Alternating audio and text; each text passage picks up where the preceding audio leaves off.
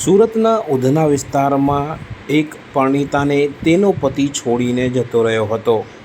ત્યારબાદ કેટલાક વર્ષોમાં તે એક વ્યક્તિના પરિચયમાં આવી હતી અને તેની સાથે પ્રેમ સંબંધ બનાવ્યા હતા. ત્યારબાદ શું થયું જોઈએ. પરણિતા સાથે ચાલતા અણબનાવ વચ્ચે ઉધનામાં એક પ્રેમીએ તાળું તોડી રોકડા 1.25 લાખ જેવા રકમના દાગીના મળી કુલ 1.87 લાખના મત્તા ચોરી ગઈ હતો. ઉધના વિસ્તારમાં રહેતી એક મહિલા તેના 2 સંતાનો સાથે રહેતી હતી અને તેનો પતિ 8 વર્ષ પહેલાં તેને છોડીને જતો રહ્યો હતો. તે બાદ તે બિલાલ તસ્લીમ ખટીક નામના એક વ્યક્તિ સાથે પરિચયમાં આવી હતી અને તેની સાથે તેનો પ્રેમ સંબંધ થયા હતા. ઉધના અશોક સમ્રાટનગરમાં રહેતો 31 વર્ષીય બિલાલ તેના ઘરે વારંવાર અવરજવર કરતો હતો. કોઈ કામ ધંધો ન કરતો હોય અને તે વારે ઘડીએ તેની આ પ્રેમિકા પાસેથી નાણાં લઈ જતો હતો. છેલ્લા કેટલા વખતથી પ્રેમિકાએ નાણાં આપવાનું બંધ કરતાં બિલાલ રોષે ભરાયો હતો અને ગત 1 જૂને પરણિતા બંને સંતાનો સાથે ખરીદી કરવા બહાર ગઈ હતી. ત્યારે પરત આવી ત્યારે તેણે પોતાના ઘરનું તાળું તૂટેલું જોયું હતું.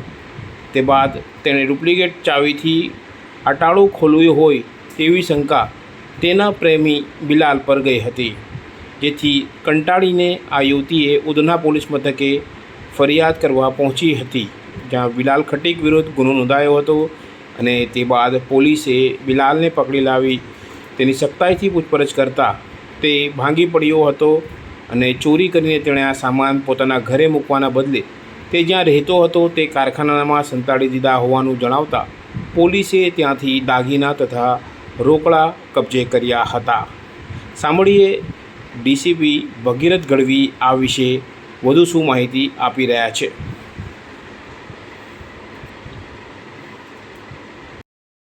સુરત શહેરના ઉધના પોલીસ સ્ટેશન વિસ્તારમાં 2 દિવસ અગાઉ એક ઘટના બની હતી કે જેમાં ભોગ બનનાર તરીકે એક બેન છે. એમણે પોતાના બાળકો સાથે સાંજના 7 વાગે પોતાના ઘરેથી માર્કેટમાં ગયા હતા અને જ્યારે રિટર્ન આવ્યા તો લગભગ 9:30 થઈ ગયા હતા. આ દરમિયાન આવીને જોયું તો એમના ઘરનો તાળો તૂટેલો હતો.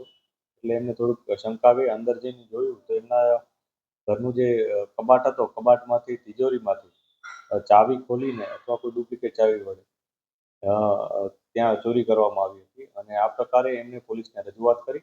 પોલીસે આ બાબતને લઈ ગુનો નોંધી અને આગળની કાર્યવાહી હાથ ધરી હતી.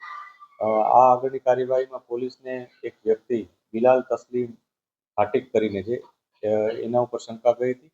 પછી વધુ કન્ફર્મેશન કર્યું ત્યારે એણે પોતાનું ઘરનું કબૂલી લીધો હતો અને જે મુદ્દામાલ હતો એ પણ એણે રિટર્ન અમે મેળવ્યો હતો. આમાં કુલ 1,87,000નો મુદ્દામાલ છે, જેમાં 1,15,000ની રોકડ અને બાકીનું સોના ચાંદીના ઘરેણા છે. આજે ભોગ બનનાર બેન છે એના અને આ બિલાલના વચ્ચે મિત્રતા પણ હતી અને ઘણા વર્ષોથી એકબીજાના પરિચયમાં છે અને ઓળખે પણ છે. આ બિલાલે અગાઉ આ બેન પાસે પૈસા માંગ્યા હતા, પરંતુ બેને પૈસા આપવાની ના પાડી હતી. એટલે એમના સારા પરિચયમાં હોવાથી એણે એમના ઘરના તમામ જગ્યાથી જાણકાર પણ હતો. એટલે એને ખ્યાલ જ હતો કે એમની પાસે થોડા ઘણા રૂપિયા પડેલા છે.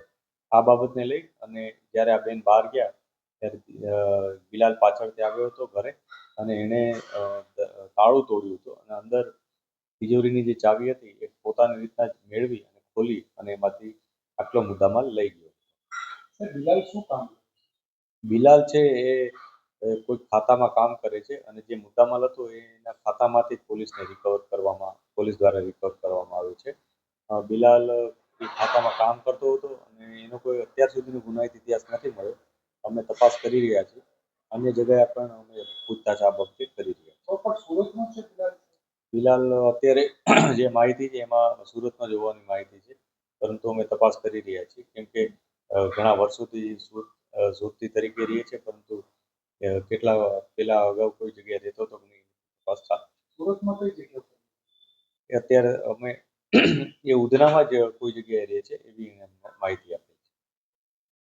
કેમેરામેન સાબિર અલી સૈયદ સાથે કાદિર શેખ, કર્તવ્ય ગુજરાત ન્યૂઝ, સુરત.